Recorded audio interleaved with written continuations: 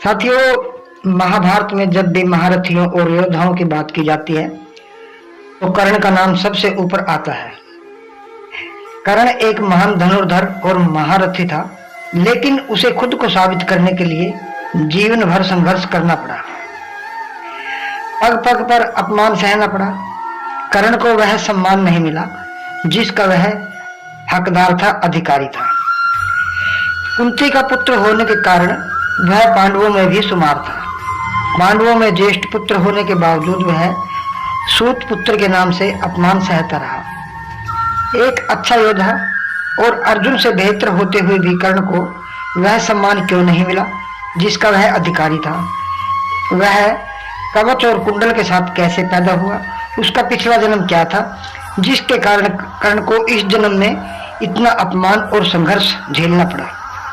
ये सब बातें जानेंगे आज की इस वीडियो में। अतः आपसे अनुरोध है कि आप इस वीडियो को अंत तक देखें, हमारे साथ अंत तक बने रहे, जिससे कर्ण के जीवन की गाथा को आप पूरी तरह से जान सके। कर्ण एक योद्धा और समर्पित मित्र था। यह जानते हुए कि दुर्योधन एक अधर्म और अन्याय का नाम है, फिर भी उसने दुर्योधन का साथ दिया। ऐसा क्यों? क्योंकि यह उसके पूर्व जन्म में किए गए पापों का ही फल था। साथियों, कर्ण पिछले जन्म में एक भयंकर राक्षस था जिसका नाम था दंभोदभ। उसने भगवान सूर्यदेव की घोर तपस्या की और सूर्यदेव को प्रसन्न करके 1000 अभेद कवच और कुंडल प्राप्त किए। साथ में यह वरदान भी प्राप्त किया कि इन कवच को वही योद्धा तोड़ सकता है जिसने 1000 वर्षों तक कठिन तपस्या की है, और अगर वो एक कवच को तोड़ेगा तो उस कवच के टूटने के साथ ही उस योद्धा की मृत्यु हो जाएगी। इस प्रकार का वरदान पाकर दंभोदभ का नाम सहस्र कवच पड़ गया। अब तो दंभोदभ के अभिमान का कोई ठिकाना न रहा। वह अपने अभिमान में चूर हो गया। वह तो अमर हो गया, उसे कोई नहीं मार सकता, और उसने तरह तरह के अत्याचार करने शुरू कर दिए। उसने भयंकर दुष्कर्म और बहुत पाप इकट्ठे कर लिए। उसके आतंक से प्रभावित होकर सभी देव देवताओं ने भगवान श्री हरि विष्णु की शरण ली और प्रार्थना की कि हे नाथ, हमारी रक्षा करो। दंभोदभ के अत्याचारों से तीनों लोकों में त्राही त्राही मची हुई है। उसका अत्याचार दिन प्रतिदिन बढ़ता ही जा रहा है।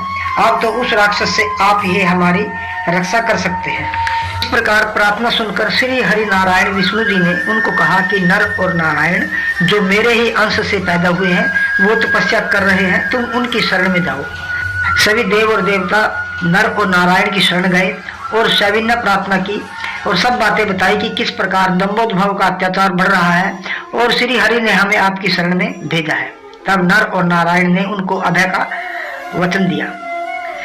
जब दंभोदभ को पता चला कि नर और नारायण 1000 साल से तपस्या कर रहे हैं तो उसे अपनी मृत्यु का भय सताने लगा।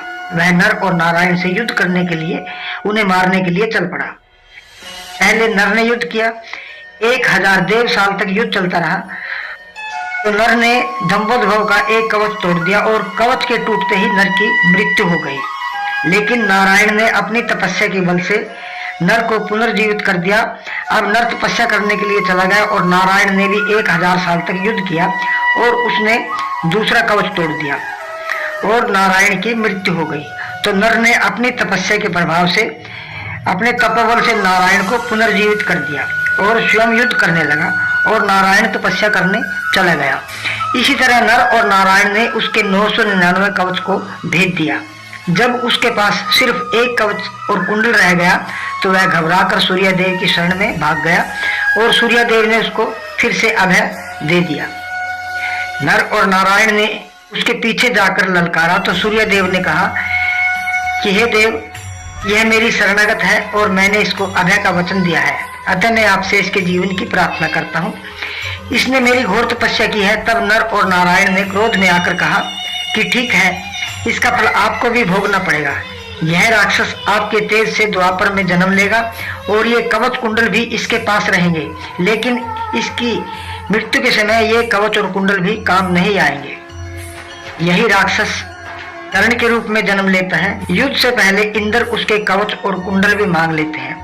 इससे कवच तोड़ने का श्राप भी विफल हो जाता है और कर्ण निहत्था हो अर्जुन के हाथों मारा जाता है, क्योंकि अर्जुन और श्री कृष्ण जी ही नर और नारायण के अवतार थे।